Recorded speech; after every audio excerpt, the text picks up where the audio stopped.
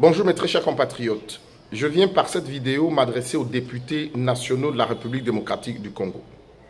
Honorables députés et très chers compatriotes, je suis M. Timothée Tchaombo Choucha, secrétaire général et président ad intérim du parti politique Forces Patriotiques Unies, membre de l'Union Sacrée.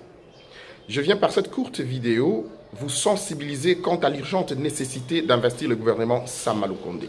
La raison est simple. Doter le président de la République d'un gouvernement stable, capable de relever les défis innombrables auxquels notre pays est confronté, mais également commencer à tenter, tant soit peu, de rencontrer les immenses attentes de nos populations. Honorables députés, vous suivez sur les réseaux sociaux, dans le média en ligne, la presse écrite comme audiovisuelle, de la tragédie du Kivu, à Djougou, en Ituri, à Beni, dans les grands Kivu en général, et même dans d'autres coins de la République.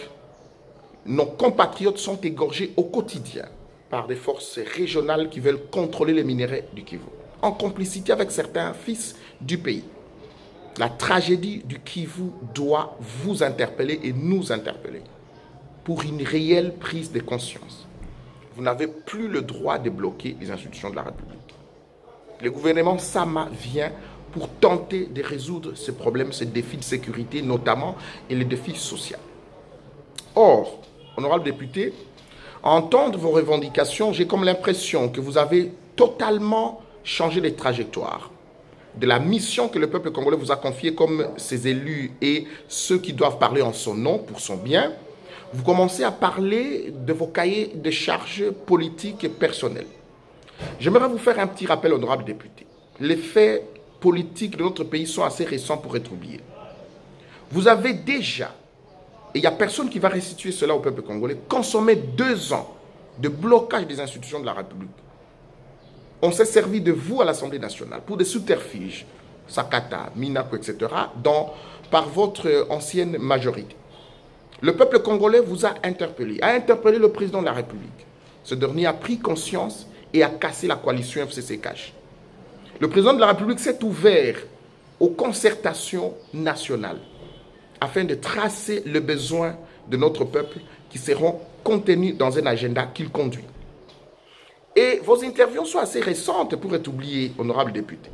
Lorsque vous avez été consulté par le président de la République, vous avez dit exactement ceci pour la plupart d'entre vous. Nous venons auprès du président de la République par conviction pour accompagner le chef de l'État dans sa lourde tâche de relever le défi sécuritaire, économique de notre pays et même social.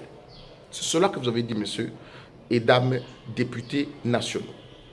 Quelques semaines plus tard, parce que vous n'avez pas figuré au gouvernement, ce sont des revendications personnelles. Ce ne sont plus les revendications du peuple congolais.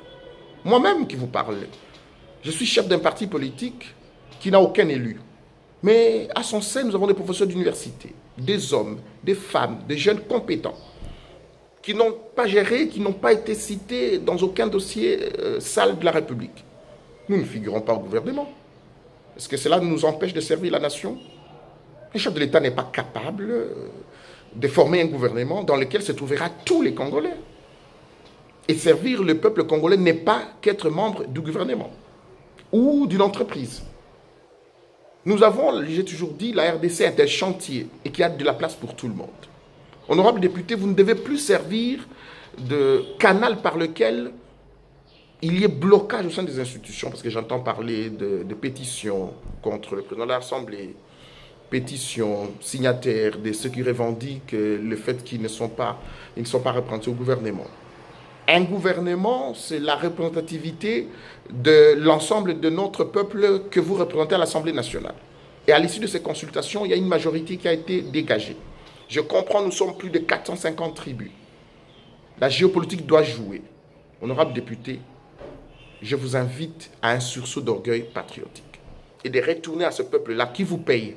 Ce peuple-là qui paye les bâtiments dans lesquels vous vous trouvez. Ce peuple-là qui paye l'électricité de l'Assemblée nationale du Sénat.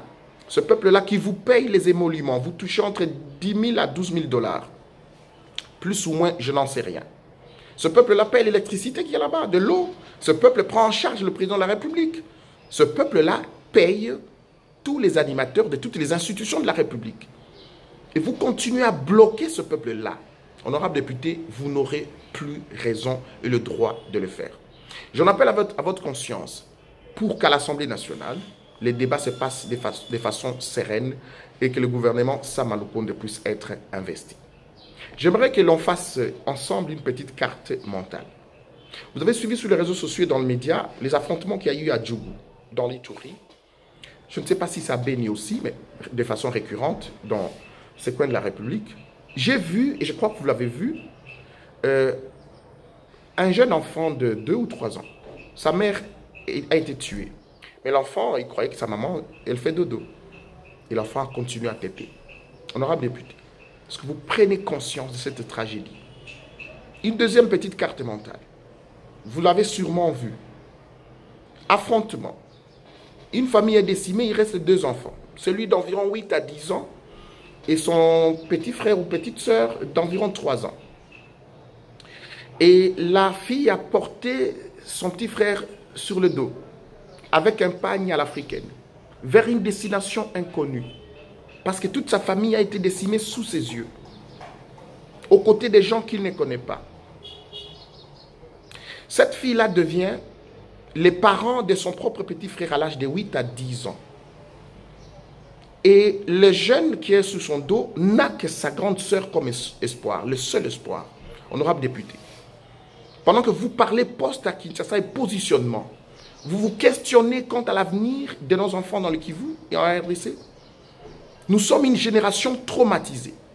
Et vous n'avez plus le droit de vous engraisser à l'Assemblée nationale avec l'argent des contribuables congolais et sacrifier notre population dans le Kivu. Moi, je suis un lumumbiste de sang et d'idéologie. Je suis membre de l'Union sacrée. Je soutiens le président de la République. Mais je ne permettrai pas, dans un gouvernement où, j'ai dit aux uns et aux autres, mon parti politique n'a aucun ministre, nous n'avons aucun député. Mais cela ne fait pas de nous moins congolais. Nous n'allons pas nous en offusquer parce que nous n'allons pas figurer au gouvernement. Non, pas du tout. Servir la nation, on peut la servir ailleurs. Et même par la sensibilisation que je suis en train de faire. Honorable député, vous n'avez pas le droit, vous n'avez plus le droit de bloquer notre peuple. Je vous lance ici un avertissement de prendre ou de laisser. Mais le peuple congolais, qui a son palais, ça s'appelle palais du peuple, et vous êtes les élus de ce peuple, nous allons venir vous soutenir dans l'investiture de ce gouvernement. Mais nous nous réservons aussi le droit de vous chasser de cet hémicycle-là.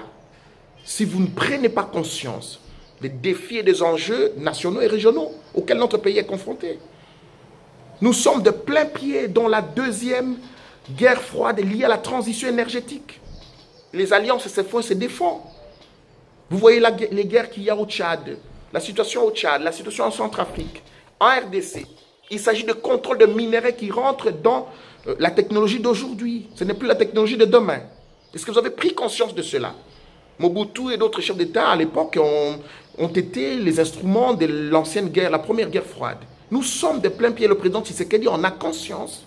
Dans la deuxième guerre froide, la RDC doit tirer profit de ces rapports de force. Et vous, les élus du peuple, vous devez jouer votre partition dans la réforme institutionnelle, dans la campagne, dans le contrôle efficace des membres du gouvernement. Et vous devez investir ce gouvernement. C'est une invitation, c'est une sensibilisation, mais aussi un avertissement, honorable député. Merci infiniment aux autres compatriotes qui m'ont envoyé leur message de vœux à ce jour 22 avril, jour de mon anniversaire. Je ne sais pas célébrer cette journée pour moi en solidarité avec ces enfants, ces femmes, ces hommes du Kivu. Merci. Rendez-vous à l'Assemblée nationale, honorable député.